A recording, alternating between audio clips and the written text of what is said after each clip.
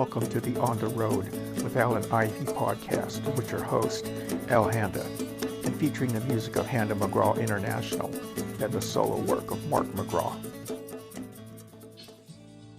Modern misconceptions about Machiavelli's book, The Prince, and George Orwell on power worship.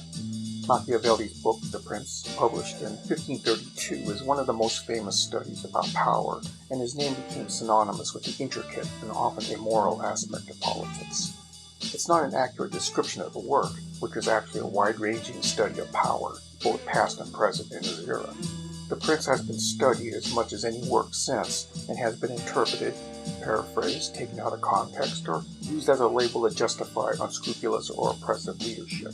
In fact, before accepting any modern book about Machiavellian methods, it's a good idea to read the original work first. The subject of power is vast, so I'll just riff on a particular theme, which is The Prince interpreted through George Orwell's most famous quote about power worship, though I should note that the phrase itself has also been interpreted in many different ways. The quote reads as follows: "Power worship blurs political judgment because it leads almost unavoidably to the belief that present trends will continue. Whoever is winning at the moment will always seem to be invincible." That's from his essay, Second Thoughts on James Burnham, that was published in 1946, and also as a pamphlet titled James Burnham and the Managerial Revolution. The Prince was intended as an instruction manual for new princes and royals and discusses the pragmatic use of power, though one of many modern interpretations is that holding power can require amoral or brutal means. Machiavelli wasn't creating anything new. His book was really a manual for people already in power, and meant to be part of the education of a young prince. It was also intended to flatter the elite class and hopefully gain employment. He analyzed the current rulers of his era, those in the past, and describes those who successfully gained and held power, plus examples of those who failed. Abridged translations can make his observations and lessons read like a set of maxims, which can be misleading. Abridged translations can make his observations and lessons read like a set of maxims, which can be misleading. Many of the commonly omitted essays provided context and nuance, and showed that he wasn't simply trying to create a set of axioms and procedures. For example, his assertion that a ruler must at least maintain the appearance of being moral isn't an absolute if the whole section is read. The point was that using force or immoral methods may be necessary, but a moral face should still be put on it. That's a complex point, and can be interpreted as a justification for hypocrisy or lying, just as the "it's nothing personal, just business" phrase from Mario Puzo's Godfather book is often used to rationalize cold-blooded or sociopathic acts. Both those writers rarely use black and white interpretations in their books, though I'm sure the experts might argue fine points. In Machiavelli's case, the prince was urged to rule justly if possible. I refer readers to my podcast entry about Puzo's Godfather for a fuller discussion about the just business phrase. If Machiavelli's writing distilled basic principles for using or holding power, then one related conclusion is that basic human behavior hasn't changed much. Machiavelli's book isn't as interesting to me as it might be to others because I think it's often used to validate the usual set of beliefs of those who believe in power.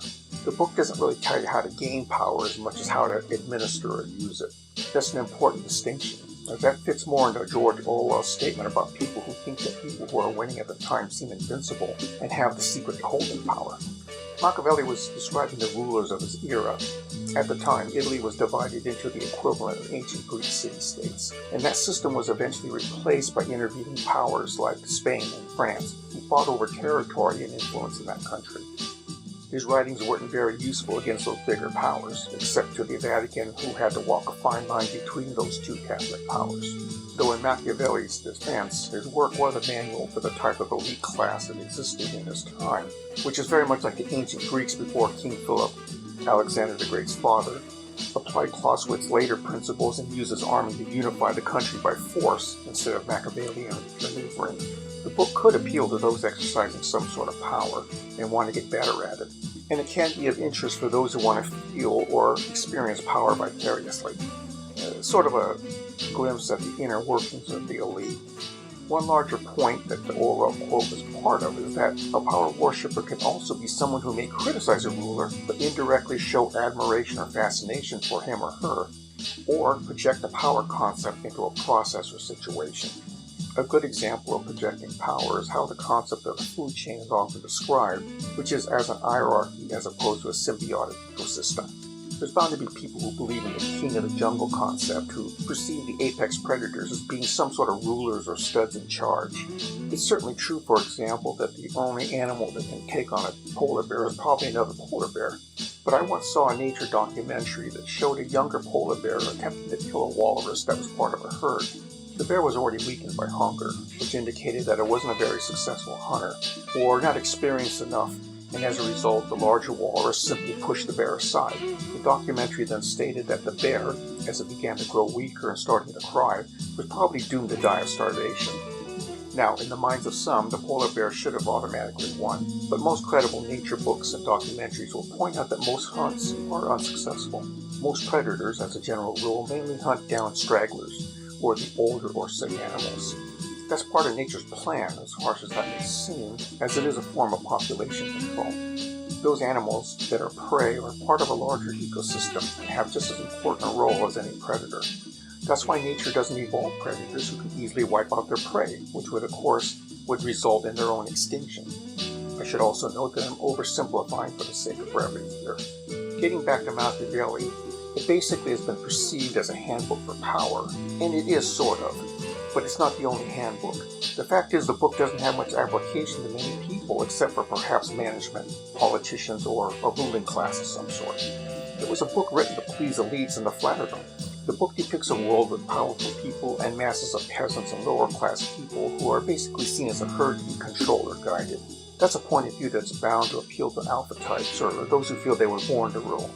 It could be argued, as George Orwell might have put it, Machiavelli was a power worshipper in his book, an affirmation of the elite and their self-interest. But it's not his fault that some people treat it as a how-to book. In his era, there wasn't a lot of experience in democracy, and not even the ancient Greeks saw it the way modern Americans do. Their democracy was a rule by an elite class, which is exactly the way the nobility of Italy saw themselves. They did in fact rule over the lower classes, even if they themselves obeyed a king. That's not to say The Prince is a useless book in a true democratic age. The various social and power structures he describes still exist. There is no guaranteed equality for mankind outside of those specific areas covered by the Constitution and laws. A CEO or a manager can be as ruthless or absolute as any dictator, as long as he makes money for the company and stockholders. An athletic coach can treat any non-millionaire athlete like a peon if the team wins. Even if a leader violates the law, like with harassment, it's still as difficult to get justice as it was for a victimized commoner in ancient times going up against a duke. In most professions, it's still kind of acceptable to engage in backstabbing, lying, cheating, and manipulation, as long as you don't get caught. In other words, most morality is regulated by the honor system, and that gray area is the playground for Machiavellians. I do consider The Prince to be a central reading. It may not hold any universal truths for you, but the fact that so many of the world's political and social leaders follow or appear to follow precepts in the book makes it a good way to understand the world they create.